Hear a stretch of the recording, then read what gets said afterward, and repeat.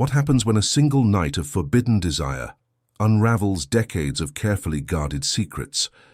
In the antebellum South, where power and submission were carved in stone, one plantation lady's transgression would expose a truth so devastating that it would shake the very foundations of Belle Rivière, and reveal that sometimes the most dangerous revolutions begin in whispered moments behind closed doors.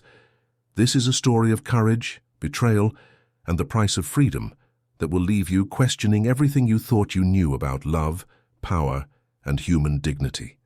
Don't forget to subscribe to our channel for more incredible historical stories that will leave you speechless. The morning mist clung to the cotton fields of Belle Rivière like a shroud, obscuring the endless rows that stretched toward the Mississippi horizon. Lady Eleanor Beaumont stood at her bedroom window, her pale fingers pressed against the cool glass as she watched the enslaved workers emerge from their quarters, like shadows given form. At 28, she possessed the kind of beauty that Southern society demanded of its ladies: porcelain skin, auburn hair always perfectly arranged, and eyes the color of winter sky. Yet behind that carefully maintained facade lay a loneliness so profound it threatened to consume her from within. The grandfather clock in the hallway chimed 6 times, its resonant notes echoing through the vast corridors of the main house. Belle Rivière had been in the Beaumont family for 3 generations, built by Eleanor's grandfather with profits from sugar and cotton. The mansion itself was a testament to Southern grandeur: white columns rising 3 stories high, wraparound galleries adorned with intricate ironwork, and rooms filled with European furniture and crystal chandeliers that caught the Louisiana sunlight like captured stars.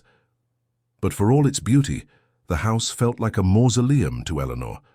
Every room held memories of her late husband, Colonel James Beaumont, who had been killed at Gettysburg 3 years prior. Their marriage had been arranged by their families, a union of 2 prominent Louisiana dynasties, and while Eleanor had grown to care for James, she had never experienced the passionate love that the novels hidden in her private library described in breathless detail. "Miss Eleanor, your breakfast is ready," came the soft voice of Mammy Ruth, the elderly house slave who had raised Eleanor since childhood. Ruth's weathered hands carried a silver tray, her movements deliberate and practiced after decades of service. At 62, Ruth was one of the oldest enslaved people on the plantation, having been born at Belle Rivière when Eleanor's grandfather was still alive. "Thank you, Ruth," Eleanor replied without turning from the window. Her voice carried the refined accent of Charleston finishing schools, but there was something hollow in its cadence. "Tell me, how many children were born in the quarters this past year?" Ruth paused, her dark eyes studying her mistress with concern. It was an unusual question. Plantation ladies typically left such matters to their overseers and house servants. 7, Miss Eleanor. 7 healthy babies, praise the Lord." Eleanor finally turned, her silk morning dress rustling softly. The dress was a pale blue that complemented her eyes, with intricate beadwork that had taken seamstresses weeks to complete. It was beautiful, expensive, and utterly wasted on a woman who spent most of her days alone in a house that felt more like a prison than a home. And their fathers. The question hung in the air like smoke from a dying fire. Ruth's expression grew guarded, the way it always did when conversations ventured into dangerous territory. In the antebellum South, there were subjects that even the closest relationships between mistress and servant could not safely explore. "Miss Eleanor, that ain't really my place to—" "I'm not asking for gossip, Ruth. I'm asking because—" Eleanor's voice trailed off. How could she explain the growing unease that had been gnawing at her for months? The way she'd begun to notice similarities among the slave children, the same strong jawline, the same intelligent eyes, the same graceful way of moving, the way they all seemed to carry themselves with a dignity that transcended their circumstances. The truth was, Eleanor had been observing more than was proper for a lady of her station. While her late husband had been alive, she'd been content to remain in the main house, managing domestic affairs and hosting the occasional social gathering for the local plantation elite. But James had been dead for 3 years now, and in his absence, Eleanor had found herself drawn to the daily rhythms of plantation life in ways that would have scandalized Charleston society. She had begun taking long walks around the property, ostensibly for her health, but really to escape the suffocating silence of the main house. During these walks, She had observed the enslaved community with new eyes, seeing them not as the faceless labor force she had been taught to regard them as, but as individuals with their own relationships, struggles, and joys. "There's something I need to tell you," Eleanor said, settling into the chair beside her writing desk. The desk had belonged to her mother, crafted from mahogany and inlaid with mother-of-pearl. It was where Eleanor conducted the business of running the household, writing letters to suppliers, and managing the domestic budget that kept Belle Rivière functioning. "I've been thinking about selling Belle Rivière." Ruth's hands trembled slightly as she set down the tray. The fine china rattled against the silver, a sound that seemed unnaturally loud in the quiet room. "Selling, Miss Eleanor, but this is your home, your family's home." "My family is dead, Ruth. James is gone, we had no children, and my parents." Eleanor's voice caught. Her parents had died in a yellow fever epidemic when she was 22, leaving her an orphan who had found solace in marriage to James. Now, with James gone as well, she felt utterly alone in the world. "What purpose does this place serve now except to remind me of everything I've lost?" The older woman moved closer, her voice dropping to a whisper. "Miss Eleanor, you can't be serious. What would happen to all of us, to the families in the quarters?" It was a question that had haunted Eleanor's sleepless nights. Under Louisiana law, the enslaved people of Belle Rivière were considered property, to be sold along with the land and buildings. Families could be separated, children torn from their mothers, husbands from wives. The thought made her stomach turn, but what alternative did she have? She couldn't run a plantation alone, and the debts James had left behind were mounting like storm clouds on the horizon. The war had been devastating to the southern economy. Even though Belle Rivière had been spared the worst of the fighting, the disruption to trade routes and the loss of markets had severely impacted the plantation's profitability. James had borrowed heavily to maintain their lifestyle and to invest in what he called improvements to the plantation's operations. Eleanor was only beginning to understand the full scope of the financial crisis she had inherited. "I don't know," Eleanor admitted, her voice barely audible. "I truly don't know." As if summoned by their conversation, a commotion arose from the courtyard below. Eleanor returned to the window and saw a group of slave children playing near the well, their laughter carrying on the morning breeze. Among them was little Sarah, barely 5 years old, with skin the color of café au lait and eyes that seemed to hold wisdom beyond her years.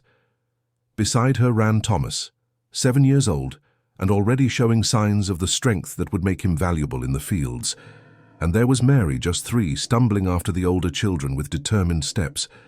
Eleanor's breath caught in her throat. Now that she was looking, really looking, the resemblance was unmistakable. The shape of their eyes, the curve of their lips, even the way they tilted their heads when listening. It was as if they were all variations on the same theme, like portraits painted by the same artist with slightly different palettes. But it wasn't just these 3 children. As Eleanor watched, other children joined the game, and she could see the same features repeated again and again. The strong jawline that spoke of determination, the intelligent eyes that seemed to see more than children should, the graceful way they moved that suggested an innate nobility that no amount of oppression could completely suppress. "Ruth," she said slowly, "who is the father of Sarah's child?" "Miss Eleanor, and Thomas, and Mary." Eleanor's voice grew stronger, more insistent. "Ruth, I need you to tell me the truth." The elderly woman's shoulders sagged as if carrying an invisible weight. She had served the Beaumont family for over 40 years, had seen 3 generations of masters and mistresses, had kept countless secrets that could have destroyed lives and reputations. But this secret was different. This secret was too big, too dangerous, too painful to carry alone any longer. "Miss Eleanor, some truths are better left buried. Not this one." Eleanor turned from the window, her winter blue eyes blazing with determination. "Not anymore." Ruth was quiet for a long moment, her gaze fixed on the polished wooden floor. The floorboards were heart pine, cut from trees that had grown on the plantation itself, and they had been polished to a warm golden sheen that reflected the morning light. When she finally spoke, her voice was heavy with years of carefully guarded secrets. "There's a man," she said quietly. "Samuel. He works in the stables, keeps to himself mostly. Been here since before you married Master James." Eleanor felt her heart skip a beat. She knew Samuel, had seen him countless times over the years, though they'd never spoken directly. He was tall and lean, with intelligent eyes, and hands that seemed to gentle even the most spirited horses. There was something about him that had always set him apart from the other enslaved men, a quiet dignity that seemed unbreakable despite his circumstances. Samuel had arrived at Belle Rivière when Eleanor was still a new bride, barely 19, and overwhelmed by the responsibilities of running a large household. She remembered the day he had been brought to the plantation, purchased at the New Orleans slave market by James. Even then there had been something different about him, the way he held himself, the way he looked directly at people when they spoke to him, the way he seemed to command respect even from the other enslaved workers. "Samuel," Eleanor repeated, the name feeling strange on her tongue. "And you're saying he's—" "I'm saying nothing more than what you asked," Ruth said firmly. "But Miss Eleanor, you need to understand, this kind of talk, these kinds of questions, they're dangerous, for all of us." Eleanor knew Ruth was right. In the antebellum South, even the suggestion of improper relations between races could destroy lives, end careers, and worse. But she also knew she couldn't unknow what she was beginning to suspect. The pieces were falling into place like a puzzle she'd been unconsciously solving for months. The children's resemblance to each other was too strong to be coincidental. And now that she thought about it, she could see traces of Samuel in their features, the intelligent eyes, the strong jawline, the graceful way they carried themselves. But how was it possible that one man could have fathered so many children with different women? "I want to meet with him," Eleanor said suddenly. Ruth's eyes widened in alarm. "Miss Eleanor, no, that wouldn't be proper. It wouldn't be safe." "Nothing about this situation is proper or safe," Eleanor replied, her voice gaining strength. "But I need to understand what's happening on my own plantation. I need to know the truth." The truth. Such a simple word.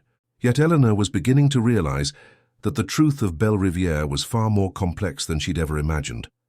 As she stood in her elegant bedroom, surrounded by the trappings of southern gentility, the silk wallpaper imported from France, the mahogany furniture crafted by master artisans, the crystal perfume bottles that caught the morning light like tiny prisms, she felt as if she were standing on the edge of an abyss.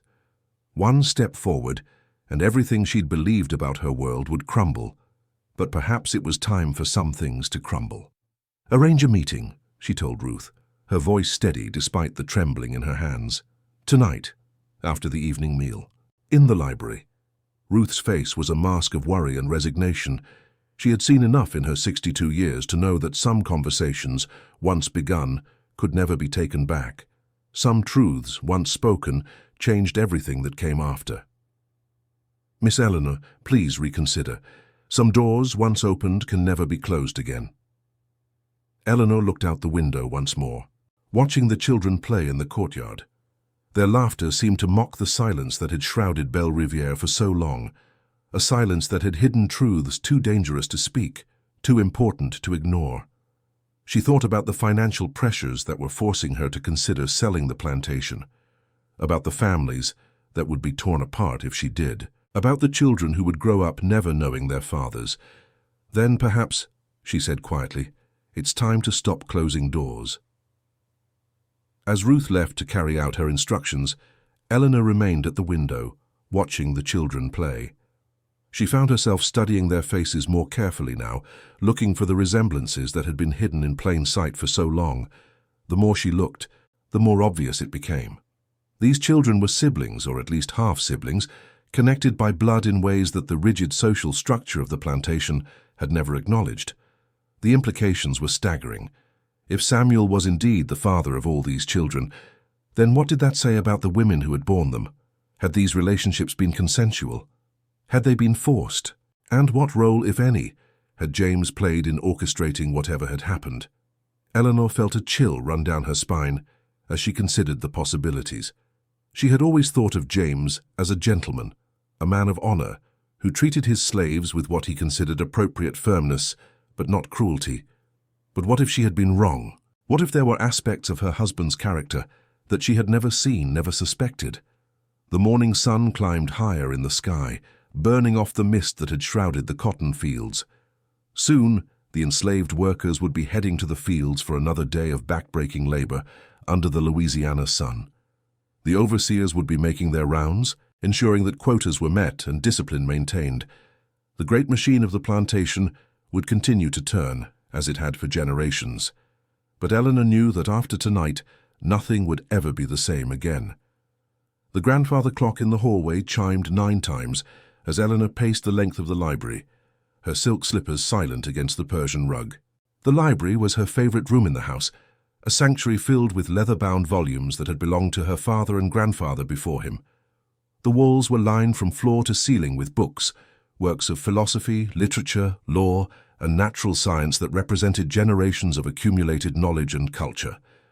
The room smelled of aged paper and tobacco, a masculine sanctuary that had always felt foreign to her despite the countless hours she'd spent there reading. Her father had taught her to read Latin and French, unusual for a Southern lady, and she had devoured the classics with a hunger that had sometimes worried her mother. Too much learning makes a woman unmarriageable, her mother had warned, but Eleanor had been unable to resist the allure of ideas and stories that transported her beyond the confines of her prescribed social role. Tonight, however, the familiar space felt charged with possibility and danger.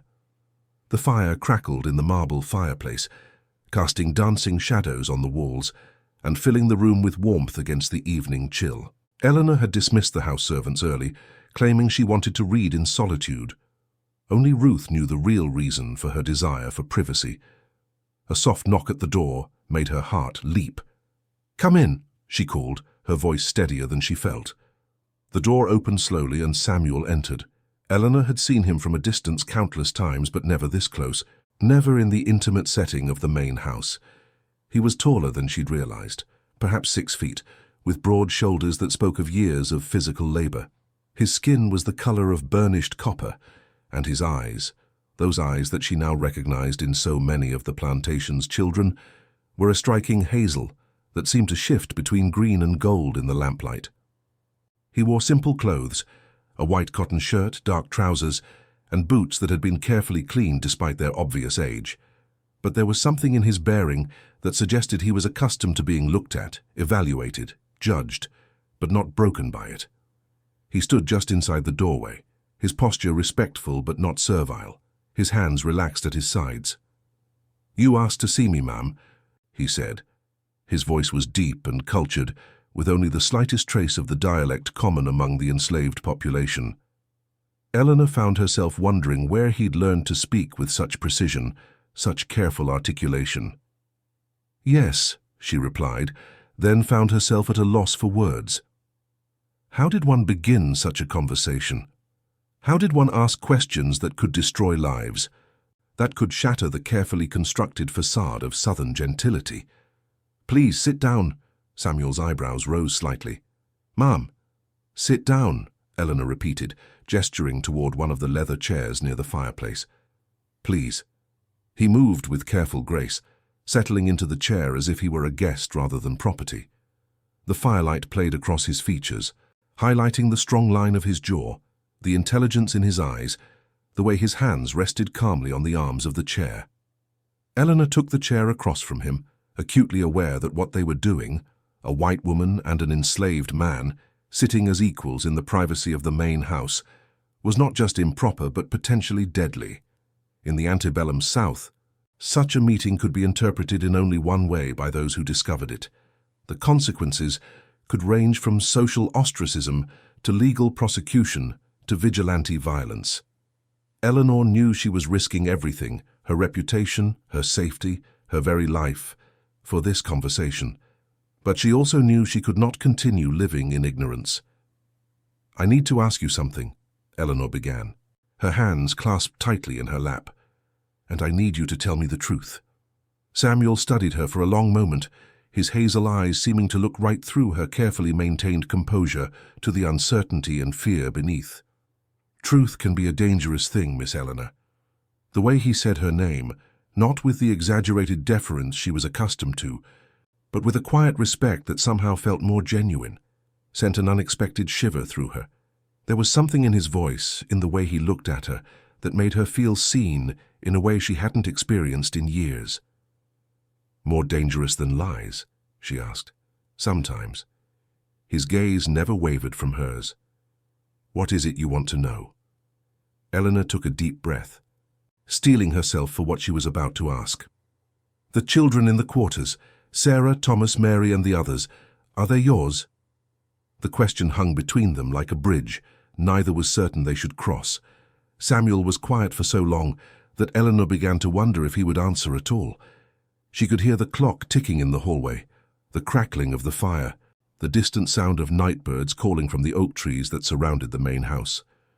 "Why do you ask?" he said finally. "Because I have eyes," Eleanor replied, her voice growing stronger. "Because I've been watching, and I've seen the resemblances. Because I need to understand what's been happening on my own plantation." Samuel leaned back in his chair, his expression unreadable. The firelight cast shadows across his face, making him look older, more careworn. "And what will you do with this understanding, Miss Eleanor? What will you do if the answer is yes?" It was a fair question, and one Eleanor wasn't certain she could answer. She had spent the entire day thinking about this moment, but she still didn't know what she would do with the truth once she had it. "I don't know," she admitted. "But I can't continue living in ignorance." "Ignorance can be a blessing," Samuel said quietly. "Knowledge. Knowledge demands action, and action has consequences." Eleanor felt a flash of frustration. "Stop speaking in riddles. Are you their father or not?" Samuel's composure cracked slightly, and for a moment she saw something raw and vulnerable in his expression. Pain, perhaps, or resignation, or a combination of both that spoke to years of carrying unbearable burdens in silence. "Yes," he said simply. "They're mine." The word hit Eleanor like a physical blow. She'd suspected, but hearing it confirmed was different. The reality of it crashed over her like a wave, bringing with it a flood of questions and implications that she wasn't prepared to face. All of them? All of them. Eleanor's mind reeled. 7 children, all fathered by the same man. But how? I mean their mothers. "Their mothers are enslaved women who had no choice in the matter," Samuel said, his voice hardening.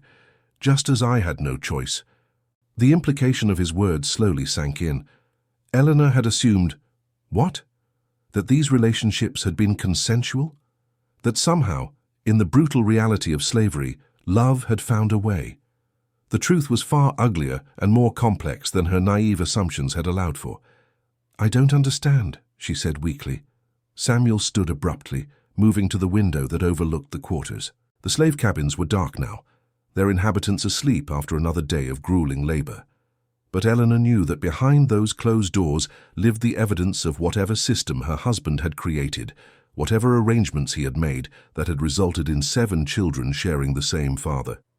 "Your husband, Colonel Beaumont, had particular ideas about breeding stock," Samuel said without turning around. "He believed that strong, intelligent slaves would produce valuable offspring. He selected me for that purpose." Eleanor felt the blood drain from her face. James? But James was. He was a gentleman. He would never... "He was a slave owner," Samuel said without turning around, "and I was his property, as were the women who bore my children." The room seemed to spin around Eleanor. Her husband, the man she'd loved, the man she'd mourned, had orchestrated this, had forced Samuel to, and the women to. "I think I'm going to be sick," she whispered. Samuel turned back to her, his expression softening slightly. "I'm sorry, I know this isn't what you wanted to hear." Eleanor pressed her hands to her temples, trying to process what she'd learned. The James she had known, or thought she had known, had been kind, considerate, a man who treated his slaves with what she had believed was appropriate firmness, but not cruelty. How could that same man have created a system that reduced human beings to breeding animals? The women, do they hate you? "Some do," Samuel admitted, returning to his chair. "Others understand that I had no more choice than they did, and some..." He paused, seeming to choose his words carefully. "Some have found ways to make peace with their circumstances." "And the children, do they know?" "They know I'm their father. They don't know the circumstances of their conception. I hope they never will." Eleanor looked up at him. This man who had been forced to father children he couldn't claim, couldn't protect, couldn't raise as his own. "How do you bear it?" Samuel was quiet for a moment, staring into the fire. "The same way you bear the loss of your husband, I imagine. One day at a time, finding meaning where you can." "It's not the same thing," Eleanor protested. "Isn't it?" Samuel's hazel eyes met hers. "We're both prisoners of circumstances we didn't choose. We're both trying to find purpose in lives that have been shaped by forces beyond our control." Eleanor wanted to argue, to point out the vast differences in their situations. She was a free woman, a property owner, a member of the ruling class. He was enslaved, owned, powerless, but something in his words resonated with her. Since James's death, she had felt trapped by social expectations, by financial obligations, by the weight of decisions she felt unqualified to make. "What do you want, Samuel?" she asked quietly. "If you could have anything, what would it be?" He was quiet for a long moment, staring into the fire. The flames danced and flickered, casting ever-changing patterns of light and shadow on the walls. When he finally spoke, his voice was so soft she had to strain to hear him. "Freedom," he said finally, "for myself, for my children, for their mothers. The chance to be a real father, not just a breeding animal." Eleanor felt tears prick her eyes. "I can't give you that. Even if I wanted to, I couldn't. The law—" "I know," Samuel said gently. "I'm not asking you to. I'm just answering your question." They sat in silence for several minutes, the weight of revelation settling between them. Eleanor found herself studying Samuel's face, seeing not just the father of 7 enslaved children, but a man of intelligence and dignity who had been reduced to a commodity by a system that saw him as less than human. "There's something else," Samuel said eventually. "Something you should know." Eleanor's heart clenched. "What?" "Your husband, he kept records, detailed records of the breeding program. They're in his study, in the locked drawer of his desk." Eleanor felt the world tilt beneath her. "Records? Names, dates, bloodlines." He was very methodical. The thought of James documenting these forced unions like livestock breeding made Eleanor's stomach turn, but it also raised a terrifying possibility. "Are there others?" she whispered. "Other men like you?" Samuel's silence was answer enough. Eleanor stood on shaking legs, moving to the window. Outside, the quarters were dark and quiet, but she knew that behind those closed doors lived the evidence of her husband's systematic cruelty. Children who would never know their fathers, women who had been treated as breeding stock, men who had been forced to participate in their own dehumanization. "I need to see those records," she said. "Miss Eleanor." "I need to see them," she repeated, turning back to face him. "If I'm going to understand the full scope of what's been happening here, I need to know everything." Samuel studied her face, perhaps looking for signs that she was strong enough to handle what she might find. "Knowledge has a price," he warned. "So does ignorance," Eleanor replied, echoing his earlier words, "and I've paid that price long enough." As Samuel rose to leave, Eleanor found herself reluctant to let him go. For the first time in years, she'd had a conversation that felt real, honest, unfiltered by the social conventions that usually governed her interactions. There was something about Samuel, his intelligence, his dignity, his quiet strength, that drew her in ways she didn't fully understand. "Samuel," she called as he reached the door. He turned back to her. "Thank you," she said, "for telling me the truth." He nodded once, then paused.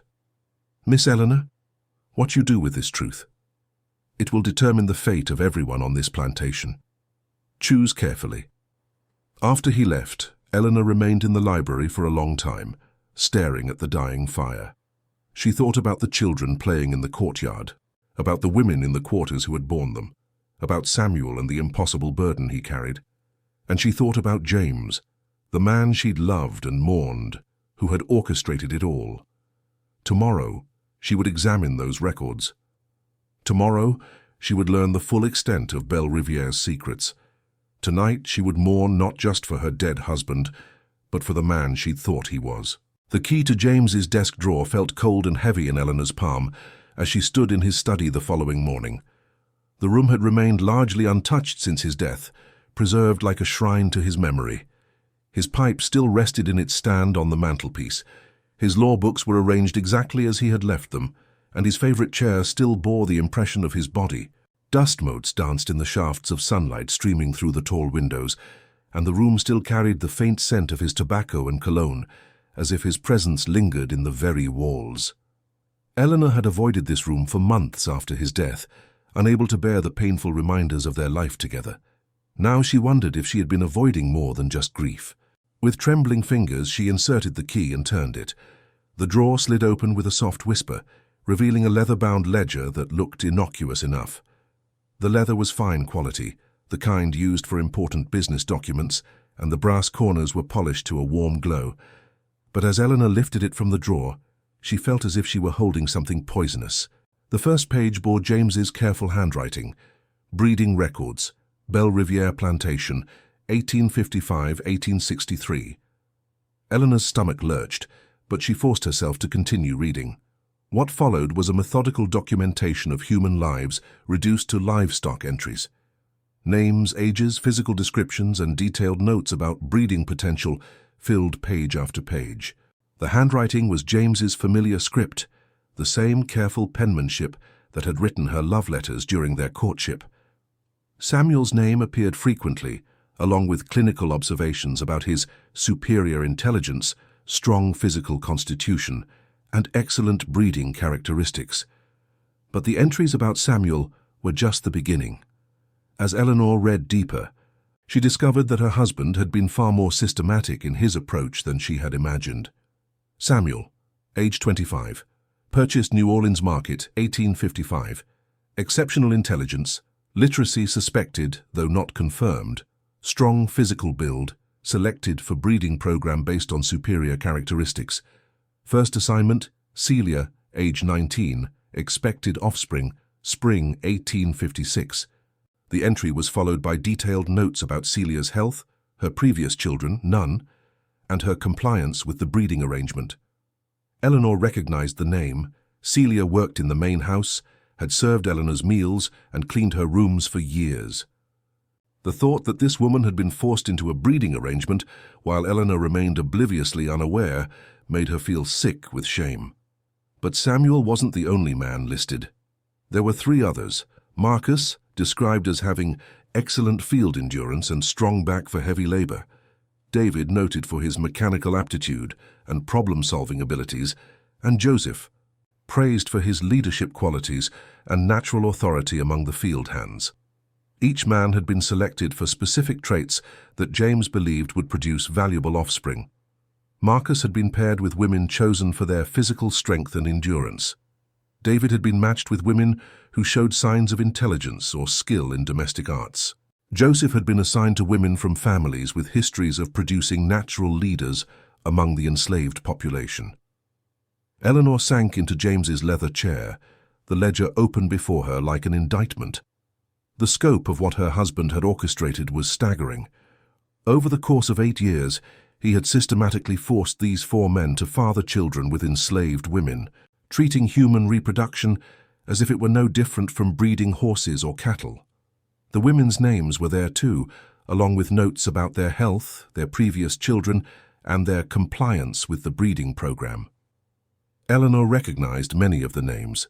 Women who had served in the main house, who had cooked her meals and cleaned her rooms, who had smiled and curtsied and called her Miss Eleanor while carrying the burden of this terrible secret. Breeding assignment number 23, Samuel and Patience.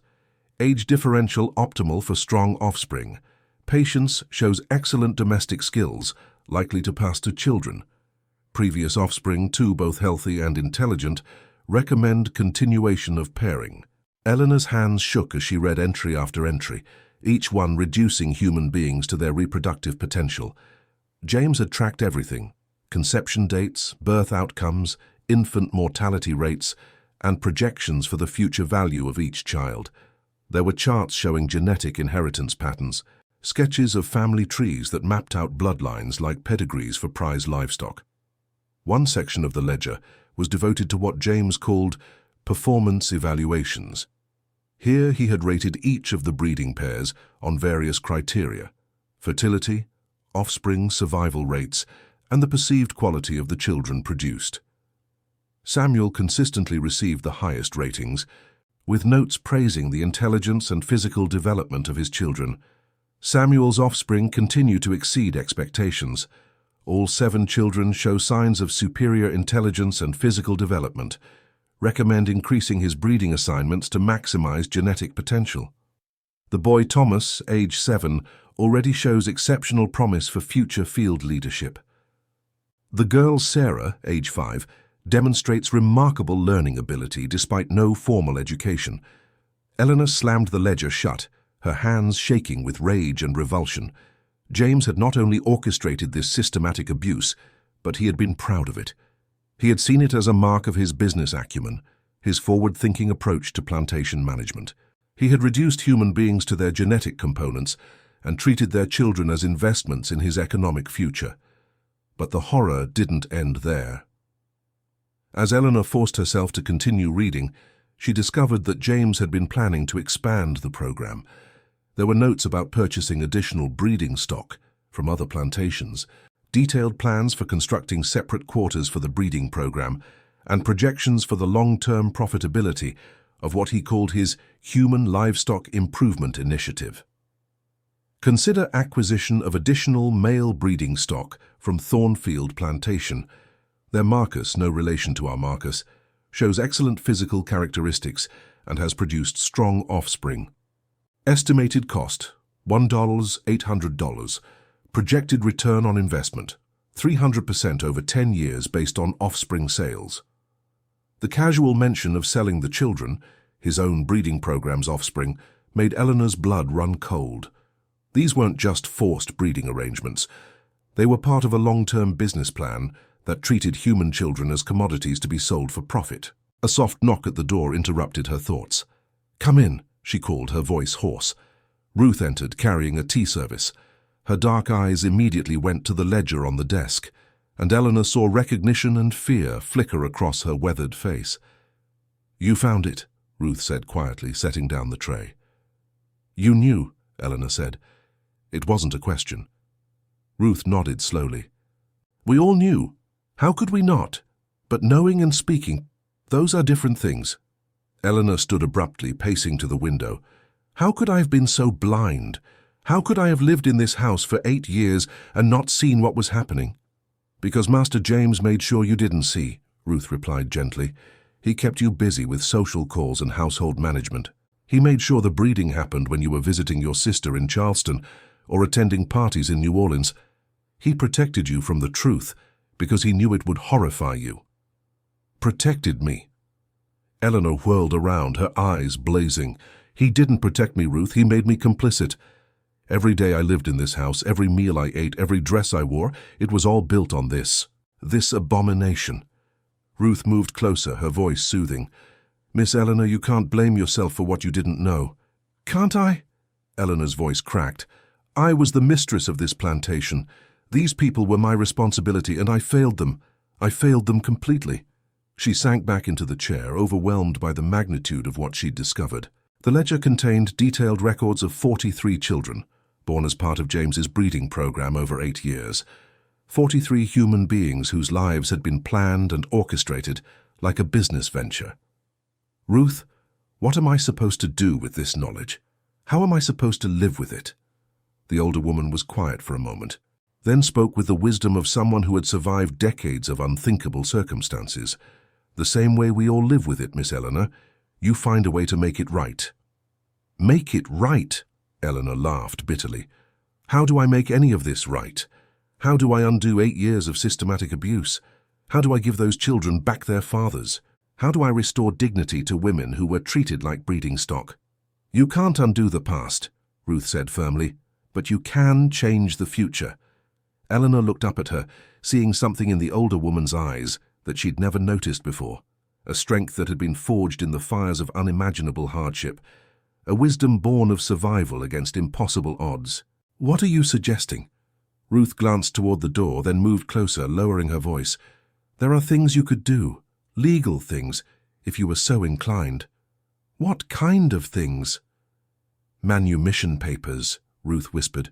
You could free them, all of them. Eleanor's heart leaped, then sank just as quickly. The debts, Ruth. James left enormous debts. I need to sell the plantation to pay them off. If I free the slaves first. The creditors would get nothing, Ruth finished, and you'd be financially ruined. Eleanor nodded miserably. I'd lose everything. The house, the land, my social standing.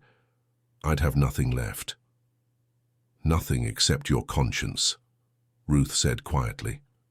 The words hung in the air between them, heavy with implication.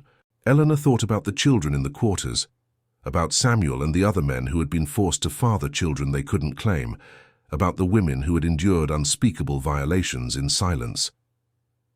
There's something else, Eleanor said, opening the ledger again. According to these records, James was planning to sell some of the children, the older ones, the ones who are approaching working age. Ruth's face went pale. Which ones? Eleanor's finger traced down the page until she found the entry that had made her blood run cold. Thomas, Sarah, and 3 others. He was planning to sell them at the New Orleans market this spring. The sound that escaped Ruth's throat was somewhere between a gasp and a sob. Those babies. They don't know. Their mothers don't know. Eleanor felt a surge of determination unlike anything she'd ever experienced. They're not going to be sold. I won't allow it. Miss Eleanor. I won't allow it, Eleanor repeated, her voice growing stronger. I don't care about the debts, I don't care about my reputation, and I don't care about what society expects of me. Those children are not going to be sold. Ruth studied her mistress's face, perhaps seeing something there that gave her hope. What are you thinking of doing? Eleanor was quiet for a long moment, her mind racing through possibilities and consequences. The financial situation was dire. James had left debts totaling nearly $50 each owner, an enormous sum that would require selling most of the plantation's assets to satisfy. But as she looked at the ledger, at the careful documentation of human misery, she knew she couldn't continue to profit from this system. I'm going to free them all, she said finally. Every man, woman, and child on this plantation. I'm going to give them their freedom, and then I'm going to find a way to help them build new lives. And the debts? Eleanor looked around the study, taking in the expensive furnishings, the valuable books, the portrait of her father that hung above the fireplace. I'll sell everything else, the house, the land, the furniture, everything except the people. Ruth's eyes filled with tears. Miss Eleanor, do you understand what you're saying? You'll be giving up everything you've ever known. What I've known, Eleanor said, closing the ledger with finality, was built on a foundation of cruelty and exploitation. It's time to build something new. As if summoned by their conversation, another knock came at the door. This time it was Samuel, his hat in his hands, his expression carefully neutral. Excuse me, Miss Eleanor, he said. Ruth said you wanted to see me. Eleanor looked from Samuel to Ruth, then back to the ledger on the desk. The moment of truth had arrived, the moment when she would have to decide whether she had the courage to act on her convictions. Yes, she said, standing up. I have something very important to discuss with you, with all of you. Samuel's eyebrows rose slightly. All of us? Eleanor nodded, feeling a strange sense of calm settle over her. Gather everyone in the main courtyard. Every man, woman, and child on this plantation. There's something they need to hear. As Samuel left to carry out her instructions, Eleanor turned back to Ruth. Are you sure about this, Miss Eleanor? Once you speak those words, there's no taking them back. Eleanor picked up the ledger one last time, then walked to the fireplace. Without hesitation, she threw it into the flames, watching as James's careful documentation of human misery curled and blackened and turned to ash. I've never been more sure of anything in my life, she said, watching the last page disappear into smoke. It's time to set things right. The entire population of Belle Rivière had gathered in the main courtyard by noon, nearly 60 souls, standing in the shadow of the great house that had defined their existence for so long. Eleanor stood on the front steps, looking out at the sea of faces before her. Some were curious, others apprehensive. All of them carried the weight of lives lived in bondage. of dreams deferred and hopes carefully hidden. The courtyard itself was a testament to the plantation's former grandeur. Brick pathways wound between carefully maintained flower beds, and ancient oak trees provided shade with their massive, moss-draped branches. A fountain stood in the center, its gentle splash providing a peaceful counterpoint to the tension that filled the air. This was where the enslaved community had gathered for announcements before, usually to hear about new work assignments, disciplinary measures, or changes in plantation policy. But today felt different. Samuel stood near the front with several other men, his hazel eyes fixed on Eleanor's face. Behind him she could see the women who had borne his children, their expressions guarded but alert. Hands scattered throughout the crowd were the children themselves, Thomas with his serious 7-year-old demeanor, little Sarah clinging to her mother's skirt, baby Mary sleeping in someone's arms. Eleanor's hands trembled as she unfolded the papers she'd spent the morning preparing. Ruth stood beside her, having helped draft the legal documents that would change everything. The manumission papers were written in careful legal language, each one individually prepared to ensure their validity under Louisiana law. "My friends," Eleanor began, her voice carrying across the courtyard. The word "friends" caused a ripple of surprise through the crowd. It was not how plantation mistresses typically addressed their slaves. "I have called you here today because there are things you need to know. Things about this plantation, about your lives here, and about the future." She paused, gathering her courage. The next words would change everything, would cross a line that could never be uncrossed. "First, I want you to know that I have discovered the truth about what has been happening at Belle Rivière. I know about the breeding program that my late husband implemented. I know about the forced unions, the separated families, and the children who have been denied their fathers." A murmur ran through the crowd. Some faces showed shock that she knew. Others showed relief that the secret was finally in the open. Eleanor could see tears in some eyes, anger in others, and in many, a cautious hope that perhaps finally someone in power was willing to acknowledge their suffering. "I want you to know that I am horrified by what I have learned," Eleanor continued, her voice growing stronger. "I am ashamed that these atrocities were committed in my name under my roof, while I remained ignorant. I cannot undo the past, but I can change the future." Samuel stepped forward slightly, his expression intense. "What are you saying, Miss Eleanor?" Eleanor looked directly at him, then let her gaze sweep across the entire crowd. "I am saying that, as of this moment, you are all free." The silence that followed was deafening. For a moment no one moved, no one spoke, as if the words were too impossible to comprehend. The fountain continued its gentle splash, birds sang in the oak trees, but the human world seemed frozen in disbelief. "Free?" The voice came from an elderly man named Moses, who had worked the fields for 40 years.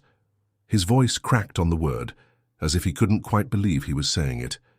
"Free," Eleanor confirmed, holding up the papers. "I have prepared manumission documents for every person on this plantation. You are no longer slaves. You are free men, women and children, with all the rights and responsibilities that freedom entails." The courtyard erupted. Some people cried, others shouted with joy, still others stood in stunned silence. Children who didn't fully understand what was happening caught the excitement of the adults and began laughing and running in circles. An elderly woman named Patience fell to her knees, her hands raised to the sky, praising God in a voice that carried across the entire plantation. But not everyone was celebrating. Eleanor could see fear in some faces, the fear of the unknown, of a world beyond the plantation that many had never experienced.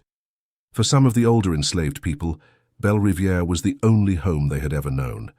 The prospect of leaving, of starting over in a world that might be even more hostile than the one they knew, was terrifying.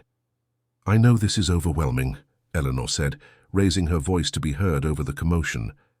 "I know that freedom brings challenges as well as opportunities. That's why I want to offer you choices." The crowd quieted, waiting to hear what she would say next. "Those of you who wish to leave Belle Rivière are free to go, with my blessing and what assistance I can provide. But those who wish to stay are welcome to remain. I am converting the plantation to a cooperative farm. Those who choose to stay will work the land as partners, not slaves. You will receive wages for your labor and a share of the profits from the crops." Samuel stepped forward again. "And what about you, Miss Eleanor? What happens to you in this arrangement?" It was a fair question, and one that Eleanor had wrestled with all morning. "I will stay as well, if you'll have me. Not as your mistress, but as a partner in this endeavor.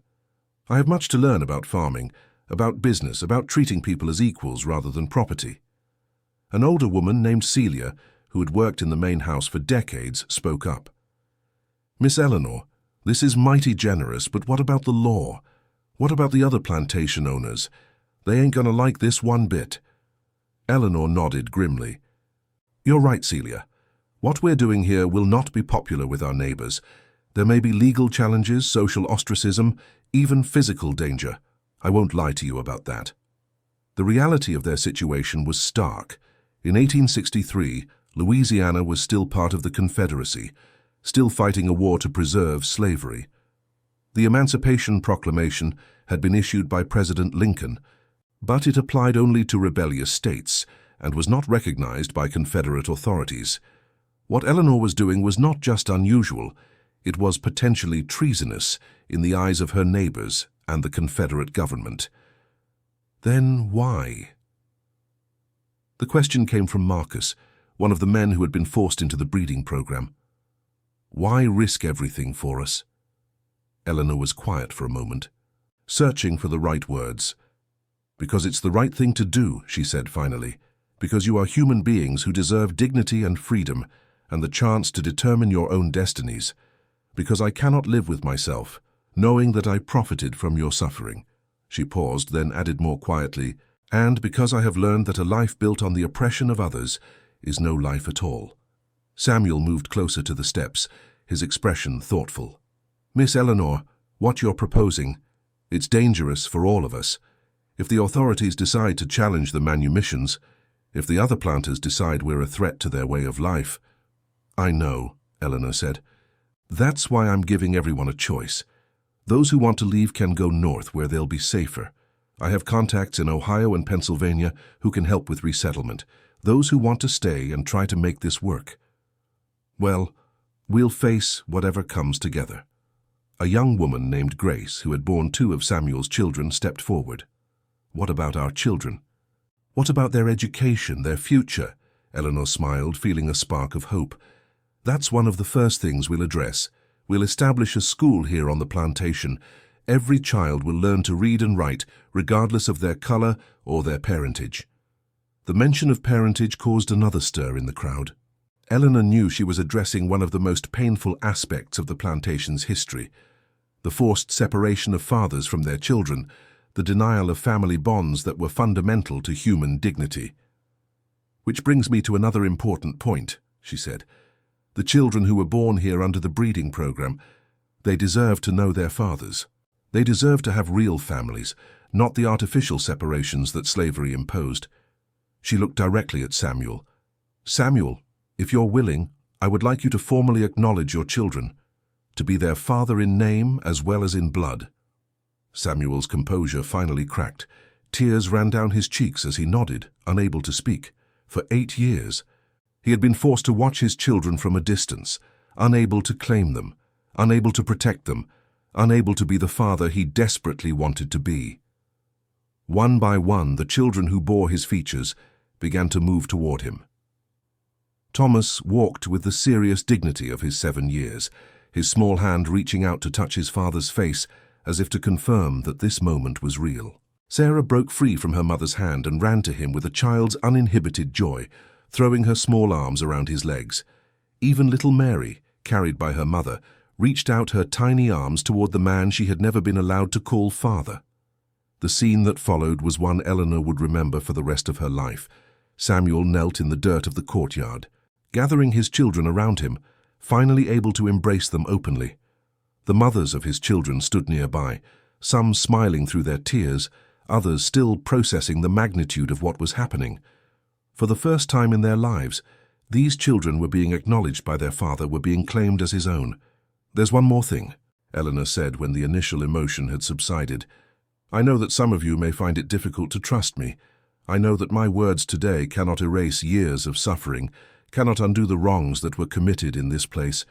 But I hope that in time, through our actions, We can build something better together." An elderly woman named Patience, who had been at Belle Rivière longer than anyone, shuffled forward. "Miss Eleanor," she said in a voice weathered by decades of hard labor, "you're asking us to believe in something that ain't never been tried before. You're asking us to trust in a future that might not work out." Eleanor nodded. "I am, and I'm asking you to take that risk with me." Patience studied her for a long moment, her dark eyes seeming to look right through Eleanor to the sincerity beneath.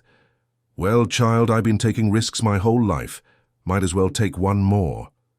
Her words seemed to break the last barrier of disbelief. The crowd surged forward, people reaching out to touch the manumission papers, to see their names written in legal script that declared them free. There were more tears, more embraces, more laughter than Belle Rivière had heard in decades. But even in the midst of celebration, Eleanor knew that the real work was just beginning. Freedom was only the first step. Building a new kind of community, one based on equality and mutual respect rather than domination and exploitation, would require courage, patience, and determination from everyone involved. As the crowd began to disperse, people clustering in small groups to discuss their options and make plans, Samuel approached Eleanor. His children still clung to him, reluctant to let go of this newfound connection with their father. "Miss Eleanor," he said quietly, "what you've done today, it changes everything." "I hope so," Eleanor replied. "I truly hope so." Samuel looked back toward his children, who were still gathered around him like flowers drawn to sunlight. "My children will grow up free. They'll never know the weight of chains, never feel the sting of the overseer's whip, because of what you did today." Eleanor shook her head. "Because of what we all did today, this isn't my gift to you, Samuel. This is our gift to each other, the gift of a chance to build something better." Over the following days, the reality of their new situation began to set in. About half of the newly freed people chose to leave Belle Rivière, seeking opportunities in the north, or simply wanting to put distance between themselves and the place where they had suffered so much. Eleanor provided them with what money she could spare, letters of introduction to abolitionists in Ohio and Pennsylvania, and her blessing for whatever new lives they chose to build. Those who stayed, about 30 souls in total, began the difficult work of transforming Belle Rivière from a slave plantation into a cooperative farm. It was uncharted territory for all of them. Eleanor had never worked the land herself, and the formerly enslaved people had never been partners in an agricultural enterprise. They had to learn together, making mistakes and finding solutions as they went. Samuel emerged as a natural leader among the workers, his intelligence and dignity earning him respect from both the black and white members of their small community. He worked closely with Eleanor to develop new systems for planting, harvesting, and marketing their crops.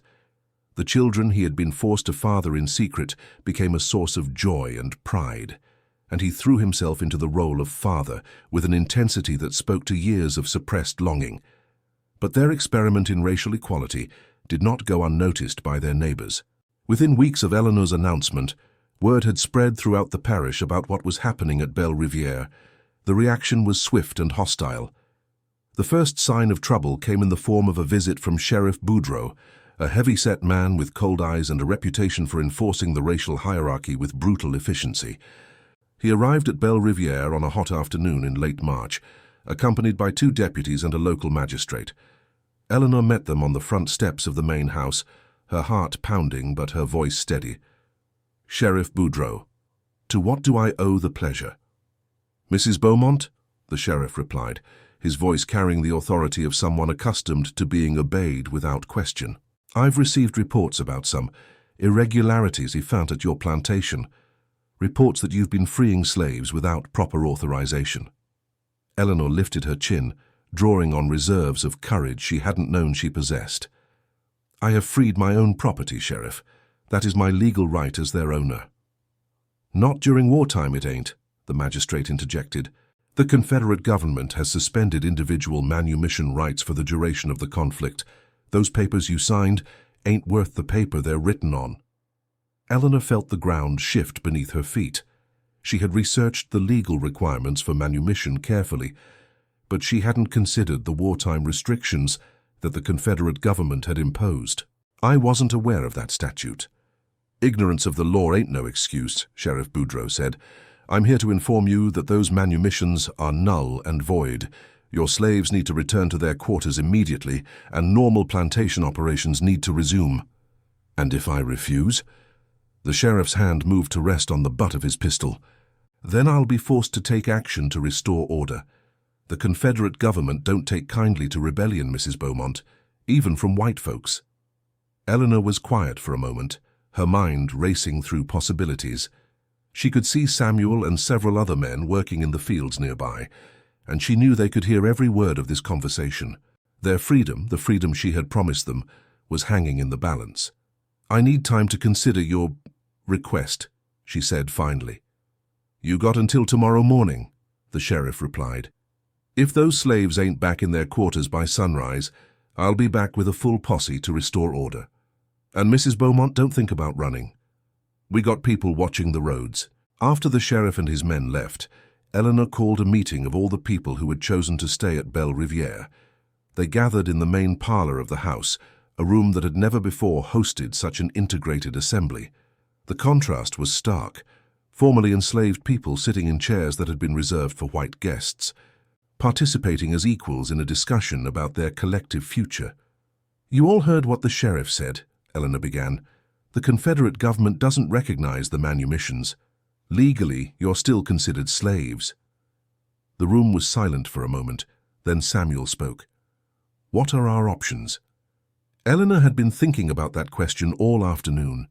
We can comply with the sheriff's demands and return to the old system. We can try to flee north, though the roads are being watched. Or what? Asked Grace. Or we can fight, Eleanor said quietly. Not with guns. We'd be outnumbered and outgunned. But we can resist in other ways.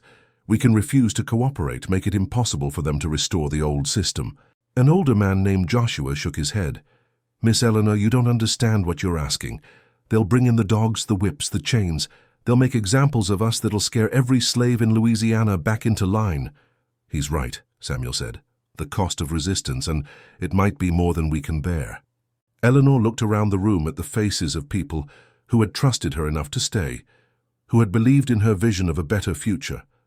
She thought about the children playing outside, about the families that had been reunited, about the hope that had flickered to life in this place.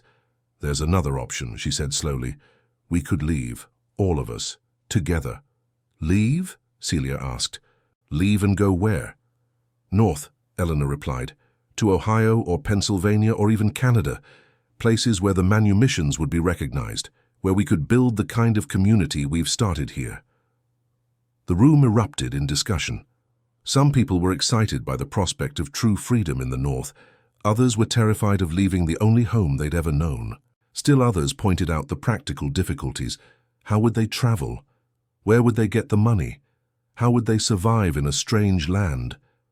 It won't be easy, Eleanor admitted. We'd have to leave everything behind except what we can carry. We'd be starting over with nothing but our determination and our commitment to each other. Samuel stood up, his expression thoughtful. Miss Eleanor, if we do this, if we all leave together, what happens to you? You'd be giving up everything. Your home, your inheritance, your place in society. Eleanor smiled, feeling a strange sense of peace settle over her. Samuel, I gave up my place in this society the moment I decided to free you all. There's no going back for me now, regardless of what we choose to do. She paused, looking around the room at the faces of people who had become more than former slaves. They had become her friends, her partners, her chosen family. But I want you to know that whatever we decide together. I'm not your mistress anymore, and this isn't my decision to make alone. We're partners now, and partners make decisions together. The discussion continued late into the night. They talked about the risks of staying, the challenges of leaving, and the possibilities that might await them in the North. They shared stories of family members who had escaped to freedom, of Underground Railroad conductors who might help them, of communities in Ohio and Pennsylvania where free blacks and white abolitionists worked together. As dawn approached, they reached a consensus. They would leave Belle Rivière together, all 30 of them, and seek freedom in the north. It was a terrifying prospect, but it was also the only choice that offered hope for the kind of life they had begun to build together. Eleanor spent the morning gathering what supplies she could: money from her personal accounts, jewelry that could be sold, warm clothing for the journey. She wrote letters to her abolitionist contacts in Ohio, explaining their situation and asking for help. Most importantly, she destroyed any remaining records that might be used to track down the people who were leaving with her. As the sun set on what would be their last day at Belle Rivière, Eleanor stood in the courtyard, where she had announced their freedom just weeks before. Samuel joined her, his children playing nearby with the other young ones, who would soon begin a journey to an uncertain but hopeful future. "Any regrets?" he asked quietly. Eleanor looked around at the plantation that had been her home for 8 years, at the house where she had been a bride and a widow, at the fields where so much suffering had taken place. Then she looked at the children playing in the courtyard, at the families that were finally whole, at the community they had built together. "None," she said firmly. "Not a single one." That night, under cover of darkness, 31 people left Belle Rivière forever. They traveled light, carrying only what they could manage on foot, following routes that Samuel and the other men had scouted during their years of forced labor. They moved through swamps and forests, avoiding roads and towns, guided by the North Star and their shared determination to reach freedom. The journey took 3 weeks and tested them in ways they had never imagined. They faced hunger, exhaustion, and the constant fear of capture. They crossed rivers in the dead of night, hid in caves during the day, and relied on the kindness of Underground Railroad conductors who risked their own lives to help them. But they also experienced something that none of them had ever known before: the joy of traveling as a free family, making their own choices about where to go and how to get there. The children learned to read by firelight using books that Eleanor had brought from Belle Rivière's library. The adults shared stories of their dreams for the future, of the lives they would build in freedom. When they finally reached Ohio, they were welcomed by a community of abolitionists and free blacks who helped them establish a new settlement. They called it New Belle Rivière, but it bore no resemblance to the plantation they had left behind. Here, children went to school regardless of their color. Here, families stayed together. Here, every person was valued for their humanity rather than their economic utility. Samuel became a teacher in their new school, using the literacy he had hidden for so many years to educate the next generation. Eleanor worked alongside him, learning as much as she taught, discovering that true partnership required her to abandon the assumptions of superiority that had been bred into her from birth. The children who had been born into slavery at the original Belle Rivière grew up free in Ohio, never knowing the weight of chains or the sting of the overseer's whip. They became doctors and teachers, farmers and craftsmen, leaders in their community and beyond. Years later, when the Civil War finally ended and slavery was abolished throughout the United States, visitors would come to New Belle Rivière to learn about their experiment in racial equality. They would ask Eleanor what had motivated her to give up everything for the sake of people who had been considered property. Her answer was always the same: "I didn't give up anything. I found everything. I found my purpose, my family, and my soul." The plantation lady had indeed broken tradition with one slave, but in doing so, she had discovered something far more valuable than the social conventions she had abandoned. She had learned that true freedom could only exist when it was shared by all, that true community could only be built on foundations of equality and mutual respect. And in the end, that lesson proved to be worth more than all the cotton fields and grand mansions in the world. 20 years after leaving Belle Rivière, Eleanor Beaumont, now Eleanor Freeman, having taken a new surname to symbolize her new life, stood before a gathering of educators and civil rights advocates in Philadelphia. At 48, her auburn hair was streaked with silver, and her face bore the lines of someone who had lived through extraordinary challenges. But her eyes still held the same determination that had driven her to free her slaves and abandon everything she had known. She was there to speak about the New Belle Rivière experiment, which had become a model for integrated communities across the North. The settlement now housed over 200 people of various races and backgrounds, all working together to build a society based on equality and mutual respect. People often ask me, Eleanor said to the assembled crowd, whether I regret the choice I made that day in 1863, whether I miss the comfort and security of my old life. The answer is simple. You cannot miss what was built on the suffering of others. You cannot long for a life that required you to close your eyes to injustice. In the audience, Samuel sat with his wife, Grace, one of the women who had borne his children during the breeding program, whom he had married in freedom, and their youngest daughter born free in Ohio. Thomas, now 27, had become a prominent lawyer fighting for civil rights. Sarah, 25, was a teacher like her father. All of Samuel's children had grown up knowing their father's love, had received educations that prepared them to be leaders in their community. The true measure of a society, Eleanor continued, is not in its grand houses or its accumulated wealth, but in how it treats its most vulnerable members. We learned at New Belle Rivière that when we lift up those who have been oppressed, we lift up everyone. When we tear down the barriers that divide us, we create possibilities that none of us could have imagined alone. After her speech, Eleanor was approached by a young journalist who wanted to know more about her transformation from plantation mistress to civil rights advocate. Mrs. Freeman, the journalist asked, what would you say to those who argue that the old system was simply the way things were, that you can't judge the past by today's standards? Eleanor smiled, thinking of all the people whose lives had been forever changed by the choices made at Belle Rivière. I would say that there were people in every era who knew that slavery was wrong, who understood that human beings could not be treated as property.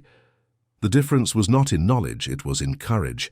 The courage to act on what they knew to be right, regardless of the personal cost. She paused, looking out at the audience that included both black and white faces, former slaves and former slave owners who had chosen a different path.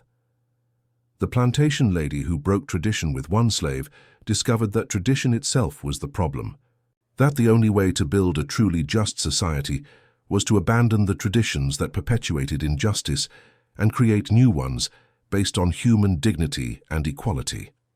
As Eleanor left the podium that day, she carried with her the knowledge that the seeds planted at Belle Rivière had grown into something far greater than she had ever imagined. The children who had been born into slavery had become leaders in the fight for civil rights. The community they had built together had become a beacon of hope for others seeking to create a more just world. And somewhere in Louisiana, the ruins of the original Belle Rivière stood as a reminder of a system that had finally crumbled under the weight of its own contradictions and of the courage it had taken to choose love over tradition, justice over comfort, and freedom over fear. The revolution that had begun with a single act of conscience had rippled outward, touching countless lives and proving that sometimes the most powerful changes begin not with armies or governments, but with individuals who decide that they can no longer live with injustice. Eleanor Beaumont had broken tradition with one slave and discovered that in freeing others, she had freed herself. In the end, that was perhaps the greatest lesson of all, that true freedom is indivisible, and that we are all bound together in the struggle for human dignity. If this story moved you, don't forget to subscribe to our channel and hit the notification bell for more incredible historical tales that will challenge everything you thought you knew about the past. Share this story with someone who needs to hear it, because sometimes the most powerful revolutions begin with a single act of courage. What would you have done in Eleanor's position? Let us know in the comments below.